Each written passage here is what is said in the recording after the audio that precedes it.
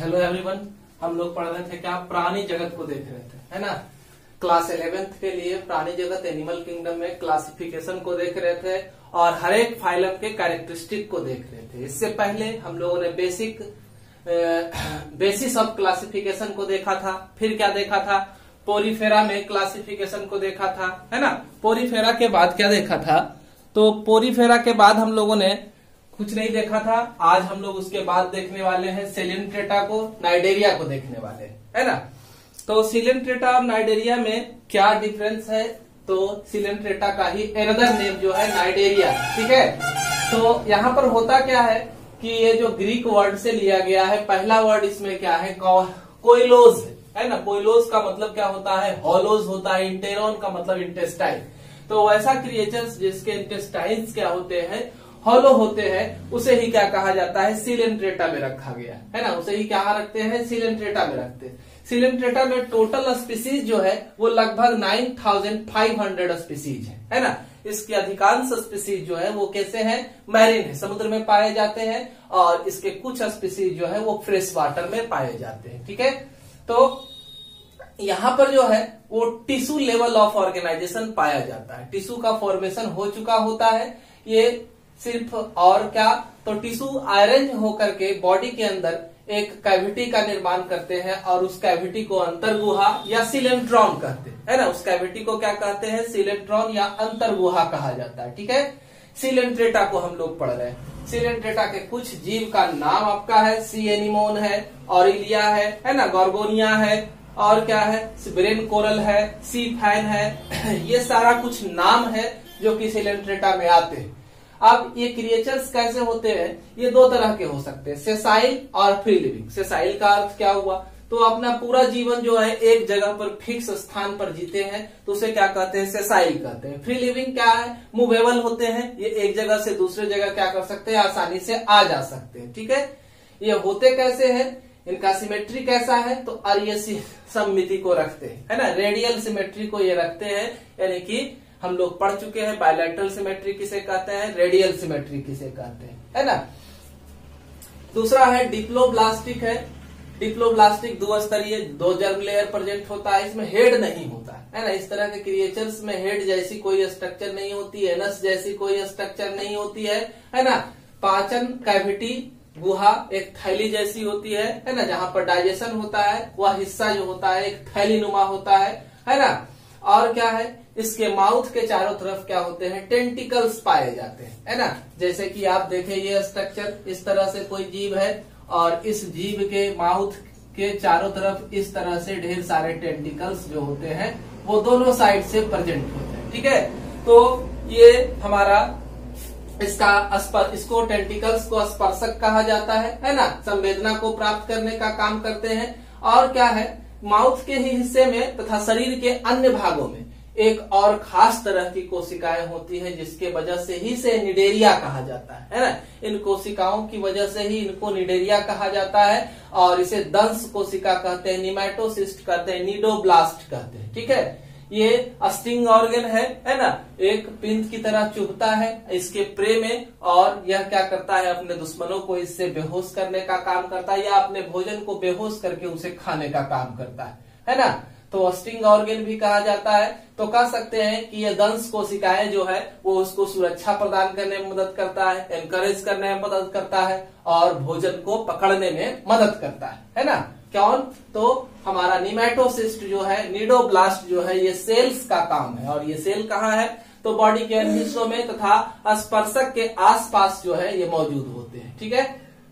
इस तरह के जीवों में, निडेरियंस में, सिलेंट्रेटन्स में परिसंचरण तंत्र, सर्कुलेटरी सिस्टम, उत्सर्जन तंत्र, एक्सक्रीटरी सिस्टम और श्वसन तंत्र, रेस्पिरेटरी सिस्टम जो होते हैं वो एब्सेंट होते हैं। डायरेक्टली उत्सर्जन, परिसंचरण वगैरह होते रहता है ना, डिफ्यूजन मेथड के द्वारा। और क्या है, इनमें नर्व कोशिकाएं जो होती है जमा हो जाती है और मिलकर के तंत्रिकाओं का जाल बनाने का काम करती है। कुछ जीवों में क्या होता है, नेत्र बिंदु है ना, जिसे क्या कहते हैं, स्टैटोसिस्ट कहते हैं, वो प्रेजेंट होता है। क्या, तो नेत्र बिंदु स्टैटोसिस्ट जो होता है वो कुछ जीवों में क्या होता है, प्रेजेंट होता है, ठीक है। डाइजेशन इसमें कैसा है, पाचन की प्रक्रिया कैसे होती है निडेरियंस में, तो या तो विद इन सेल, है ना, पहले तो इंट्रासेल एक्स्ट्रा सेलुलर होगा, सेल के बाहर भोज्य पदार्थों को तोड़ा जाएगा पाचन गुहा के अंदर, है ना, और फिर भोजन जो है वो कोशिकाओं में पहुंचेंगे और उनसे ऊर्जा का निर्माण होगा। यानी कि पाचन जो है डाइजेशन वो इंट्रासेलुलर और इंट्रासेलुलर एक्स्ट्रा सेलुलर दोनों तरह का होता है। कुछ जीव जो है इनके जैसे कि कोरल है, तो कोरल में कंकाल के रूप में स्केलेटन के रूप में कैल्शियम कार्बोनेट का स्ट्रक्चर मौजूद होता है। यानी कि इनके कंकाल स्केलेटन्स जो है वो कैल्शियम कार्बोनेट से बने होते हैं, है ना। जीवन चक्र में पीढ़ी एकांतरण पाया जाता है, अल्टरनेशन ऑफ जनरेशन, यानी अपने जीवन में ये शरीर के दो फॉर्म को रखते हैं, है ना, अपने जीवन में अपने शरीर के अंगों का बदलाव करते हैं और यह दो फॉर्म में पाए जाते हैं, है ना। अल्टरनेशन ऑफ जनरेशन को ही मेटाजेनेसिस कहा जाता है। ऑब्जेक्टिव क्वेश्चन है कि पीढ़ी एकांतरण का दूसरा नाम बताए, तो अल्टरनेशन ऑफ जनरेशन या मेटाजेनेसिस इसको कहा जाता है। जीवन चक्र में पीढ़ी एकांतरण पाया जाता है। इनका शरीर का दो फॉर्म कैसा है, पॉलिप और मेडुसा। पॉलिप और मेडुसा कैसा है, पॉलिप सिलेंड्रिकल स्ट्रक्चर है, जीव सिलेंड्रिकल स्ट्रक्चर को भी रखते हैं और मेडुसा फॉर्म में छतरी नुमा हो जाते हैं, है ना। मेडुसा फॉर्म में कैसे हो जाते हैं, छतरी नुमा हो जाते हैं, ठीक है। लेकिन ये बात याद रखना है कि जीव जो है किसी एक ही रूप में पाया जाएगा, ऐसा नहीं है कि जीव दोनों रूप में पाया जाएगा, ठीक है। जीव जो है वो किसी एक ही रूप में पाया जाएगा, या तो पॉलिप फॉर्म में या फिर मेडुसा फॉर्म में, है ना, या तो छतरी नुमा या फिर सिलेंडर के आकार का, दोनों में से किसी एक ही फॉर्म में जीव पाया जाएगा, ठीक है। उसके अलावा पॉलिप जो है, पॉलिप इसका जो सिलेंडर के आकार का है ना, अलिंगी जनन के द्वारा एसेक्सुअल रिप्रोडक्शन करते हैं और तब ये पॉलिप जो है मेडुसा का निर्माण कर देंगे। पॉलिप में अगर एसेक्सुअल रिप्रोडक्शन होगा तो वो क्या बनाएंगे, मेडुसा बनाएंगे, है ना। और मेडुसा में क्या होता है, इसके मेडुसा फॉर्म में क्या होगा, सेक्सुअल रिप्रोडक्शन होगा, तो वो क्या बनाएंगे, पॉलिप फॉर्म का निर्माण करेंगे, है ना। इसका एक उदाहरण है ओविलिया। ओविलिया अपने जीवन में ये दोनों फॉर्म को रखता है ना, पॉलिप फॉर्म को भी और क्या, मेडुसा फॉर्म को भी, ये दोनों फॉर्म को रखने का काम करता है, ठीक है। इसके अलावा हम लोग और क्या देखेंगे, तो इसके अलावा जो है पॉलिप फॉर्म का कुछ उदाहरण दिखाते हैं। हाइड्रा है, एडमासिया, है ना। पॉलिप फॉर्म का एग्जांपल क्या है, हाइड्रा है, एडमासिया है, ठीक है। इसके अलावा मेडुसा फॉर्म अम्ब्रेला के आकार का, पॉलिप बता दिए सिलेंड्रिकल होता है, और मेडुसा फॉर्म जो है अम्ब्रेला के आकार का ऑरेलिया और जेलीफिश है, ठीक है। तो याद रखना है कि मेडुसा फॉर्म कैसा होता है, मेडुसा फॉर्म जो इसका होता है ना, मेडुसा फॉर्म ये वाला छतरी नुमा जो होता है वो कैसा होता है, तो वो हमेशा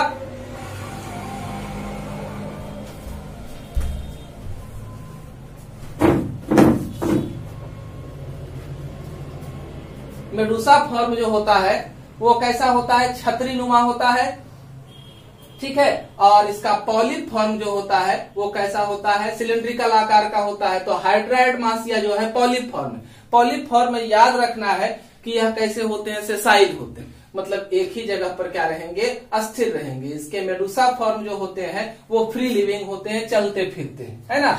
और अगर इसमें एसेक्सुअल रिप्रोडक्शन होता है और लिंगी प्रजनन होता है तो मुकुलन विधि के द्वारा होता है ना। और लिंगी प्रजनन अगर होगा तो युग्मक निर्माण होगा, गैमिट का निर्माण होगा, है ना, और उसके द्वारा नए जीवों का निर्माण होगा, है ना।